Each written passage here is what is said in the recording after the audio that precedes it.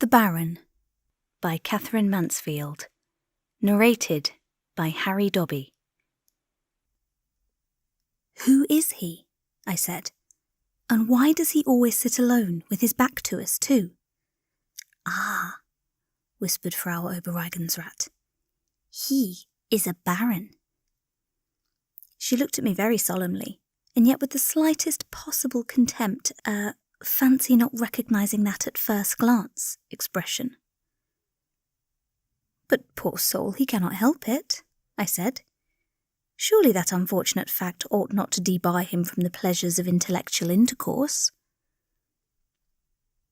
If it had not been for her fork, I think she would have crossed herself. "Surely you cannot understand. He is one of the first barons." More than a little unnerved, she turned and spoke to the Frau Doctor on her left. "My omelette is empty. Empty!" she protested.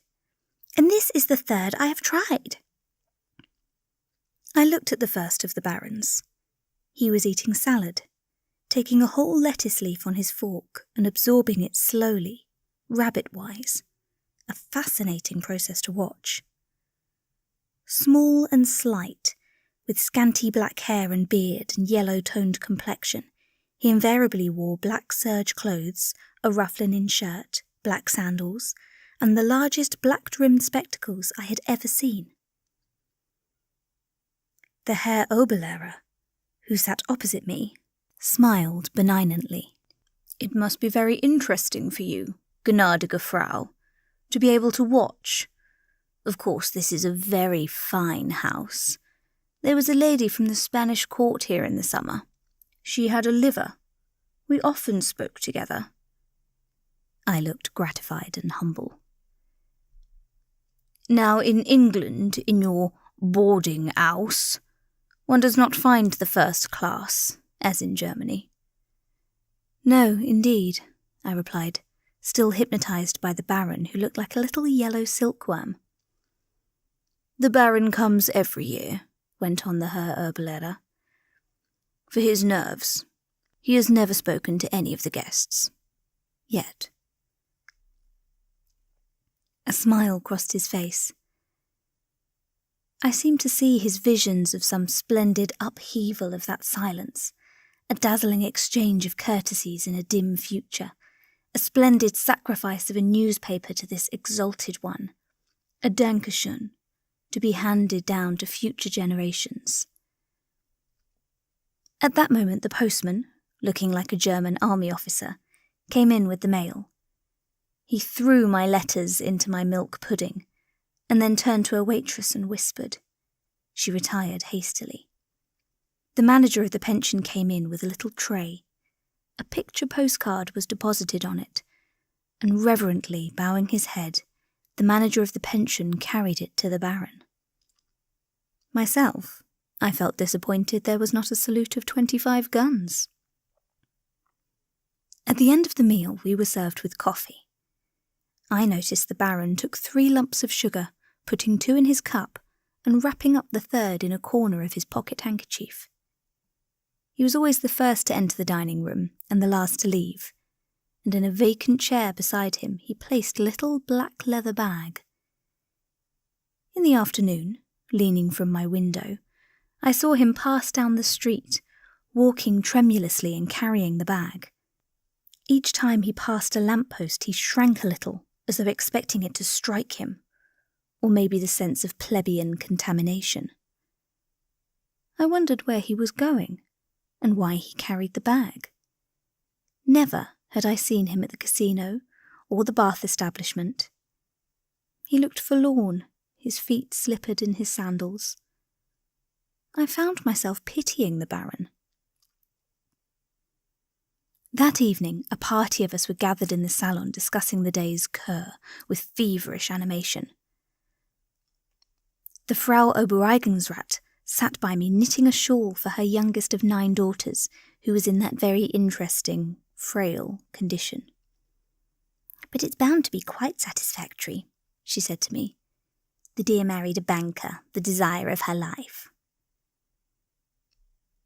There must have been 8 or 10 of us gathered together. we who were married exchanging confidences as to the underclothing and particular characteristics of our husbands, the unmarried discussing the overclothing and peculiar fascinations of possible ones. "I knit them myself," I heard Frau Lehrer cry. "Of thick grey wool. He wears one a month, with 2 soft collars." "And then," whispered Fraulein Lisa, "he said to me, 'Indeed you please me. I shall perhaps write to your mother.'" Small wonder that we were a little violently excited, a little expostulatory. Suddenly, the door opened and admitted the Baron, followed by a complete and death-like silence. He came in slowly, hesitated, took up a toothpick from a dish on the top of the piano, and went out again. When the door was closed, we raised a triumphant cry. It was the first time he had ever been known to enter the salon. Who could tell what the future held? Days lengthened into weeks. Still we were together, and still the solitary little figure, head bowed as though under the weight of the spectacles, haunted me. He entered with the black bag, he retired with the black bag. And that was all. At last, the manager of the pension told us the Baron was leaving the next day. Oh, I thought, surely he cannot drift into obscurity, be lost without one word. Surely he will honour the Frau Obereigensrat or the Frau Viertel-Nansfurt once before he goes. In the evening of that day, it rained heavily.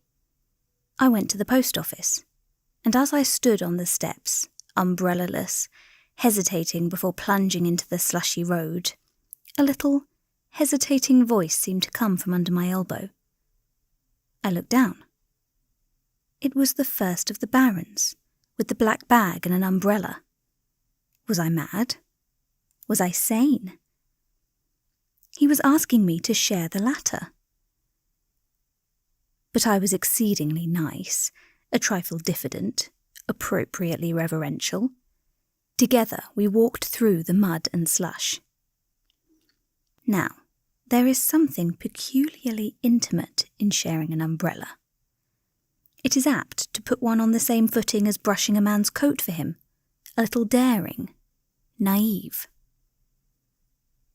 I longed to know why he sat alone, why he carried the bag, what he did all day. But he himself volunteered some information. "I fear," he said, "that my luggage will be damp. Invariably I carry it with me in this bag. One requires so little.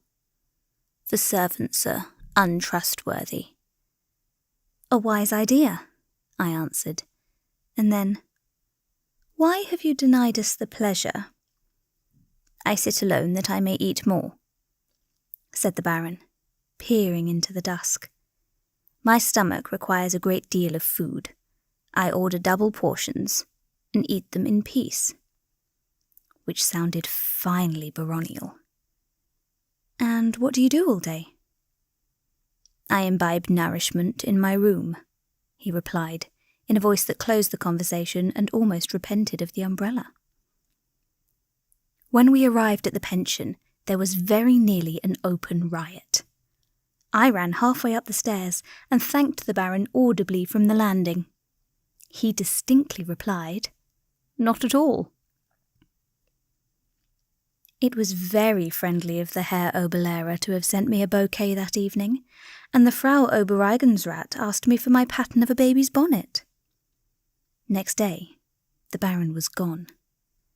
Sic transit gloria German mundi.